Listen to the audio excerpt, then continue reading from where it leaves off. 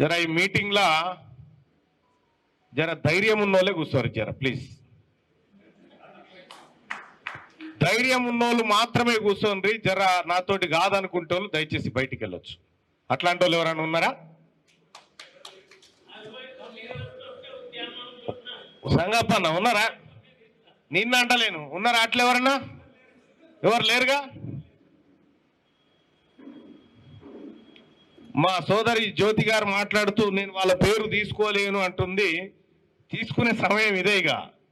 ఎవరి పేరైనా తీసుకోవాల్సిందే, మాట్లాడాల్సిందే.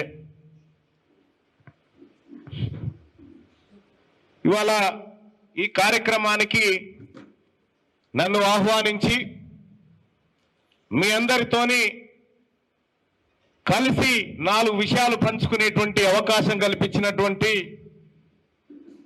జైరాబాద్ ప్రజల ముద్దుబిడ్డ, ఇక్కడ తీన్మార్ మల్లన్న అంటే నరసింహగా పేరు పొందినటువంటి నా సోదరుడు నరసింహ గారికి మంచి కృతజ్ఞతలు తెలియజేసుకుంటూ, మొన్న కూర్చోను అన్న కూర్చో, ఇక్కడ ఇక కుర్చీల చప్పుడు బంద్ చేయరా, కూర్చోరు ఇప్పుడన్నా కూర్చోరిగా. 60 ఏళ్ళ నుంచి కుర్చీలు లేవు, మనలేవు మీకు. కూర్చోరు, నిమ్మలం కూర్చోరు. ఇక్కడ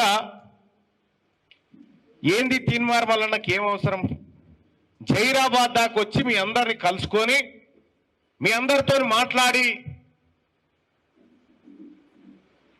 ఈ ఉదయం నుంచి సాయంత్రం దాకా మీ కార్యక్రమాల్లో పాల్గొని ఎందుకు మాట్లాడాలి, ఎందుకు అవసరం? మా అమ్మ పేరు జనమ్మ, మా నాన్న పేరు బాగయ్య. మరి మీకు కూడా పిల్లలు ఉన్నారు కదా, మీ పిల్లలు ఎందుకు తిరుగుతలేరు ఇట్లా? మీకు కూడా పిల్లలు ఉన్నారు కదా, మీ పిల్లలు ఎందుకు తిరుగుతలేరు? ఒక నేను ఎందుకు తిరుగుతా ఉన్నా? ఆలోచన చేసుకోరు ఎందుకు తిరుగుతా ఉన్నా అనేది. తీన్మార్ మల్లన్న అటు భద్రాచలం నుంచి, ఛత్తీస్గఢ్ అడవుల నుంచి ఇక్కడ ఈ కర్ణాటక మహారాష్ట్ర బార్డర్ దాకా, అక్కడ మహారాష్ట్ర బార్డర్ నుంచి ఇక్కడ ఏపీ బార్డర్ దాకా ఈ ప్రాంతంలో ఉన్నటువంటి ప్రజలు ఏం తిన్నారు, వాళ్ళకి ఏం కష్టాలు ఉన్నాయి, వాళ్ళకి ఏం బాధలు ఉన్నాయి, వాళ్ళు ఇంత తింటున్నారా అని తెలుసుకోవడం కోసం నేను తిరుగుతూనే ఉంటా.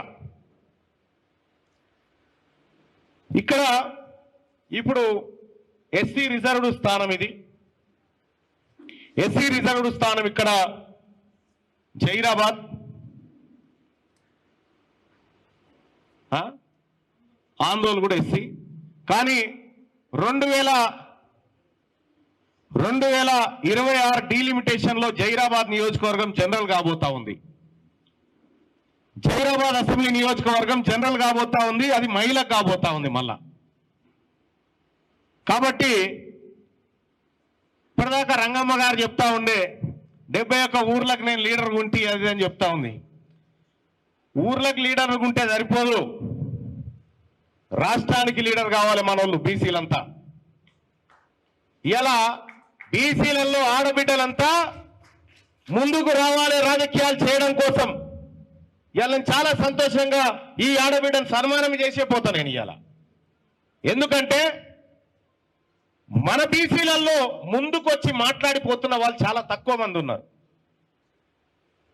మరి ఏందా బీసీల పంచాయతీ ఏంది మల్లన్న? ఇప్పుడు 42% రిజర్వేషన్ కోసం ఆర్డినెన్స్ ఇచ్చినామని చెప్పి ముఖ్యమంత్రి గారు ఆర్డినెన్స్ ఇస్తున్నామని ఆయన నిర్ణయం తీసుకోగానే కల్వకుంట్ల కవిత గారు ఆమె రంగులు గులాలు పూసుకుంటా ఉంది. దునబో తింటే దుడ్డెను కట్టేసినట్టు ఉంది కథ. బీసీలకు 42% ఆర్డినెన్స్ వస్తే నీకేం సంబంధము? నువ్వు బీసీయా? నీకు నాకేమైనా సంబంధమా? కంచం పొత్తుందా? మంచం పొత్తులు ఉన్నాయా మనకేమన్నా? నువ్వు పండుగ చేసుకునేది మాకు అర్థం కాలే. ఎస్, మా బీసీలకు 42% రిజర్వేషన్ నిజంగానే వచ్చిందంటే మా ఎస్సీ ఎస్టీ బిడ్డలు పండుగ చేసుకోవాలి. మా మైనారిటీ బిడ్డలు పండుగ చేసుకోవాలి. 78 ఏళ్ల సంధి మమ్మల్ని తొక్కి చిత్రహింసలకు గురి చేసి అసలు మీకు కూడా లేదురా ఈ భూమి మీద నిలబెట్టినటువంటి మీ జాతి పండుగ చేసుకునేది మాకు అర్థం కాలేదు.